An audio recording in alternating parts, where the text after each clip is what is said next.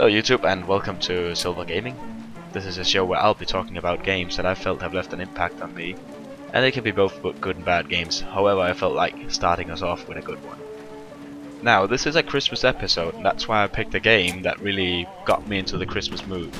We'll get to that later, but first let's talk about the game. So what is this game? Well, this is Verdun and it's a World War I FPS simulator. And it's a really good one. However, please keep in mind that the game is still in beta, so if you see any weird things, it might be the reason. My body doesn't have bones. Now in this game you can play as the French, the British and Canadians, or the Germans.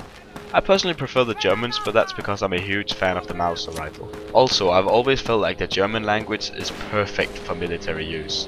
Und das bedeutet, dass ich so versuche, meine schlechte Schule-Deutsch. Perfect split. One of the reasons I really like this game is because it's a World War I shooter, and I honestly believe there's not enough World War I games. There's been so many World War II games that people actually started getting tired of them. I just don't feel like World War I has reached that point. I hardly feel like World War I has begun. Well, apart from the fact that it's over, and it really bothers me that there haven't been more World War I games. They have great material for it as well. They have the muddy trenches and no man's land. They have the beginning of tank and aerial warfare, and gas attacks. How could you not make a great game out of that? Speaking of gas attacks, they can actually have a huge effect on the combat, as they make it really hard to see the enemy, and when you're in the dense of the cloud, you can hardly see the end of your gun. So when you crawl through the trenches in the middle of a gas attack, you don't know if the next person you see is gonna be the last. In future episodes of this show, I'd like to show off glitches as well in the game. However, this game isn't beta, so I'll let it slide this time. Now, I did mention earlier in the video that this is gonna be a Christmas episode, and you might look at this game and think, this is not very Christmas-like, but let me show you why it is.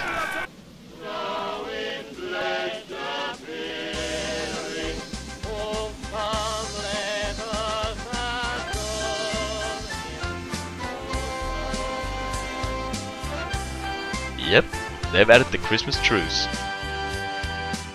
Let me tell you, I love this. I think it's really awesome they took the time to make this map just for Christmas.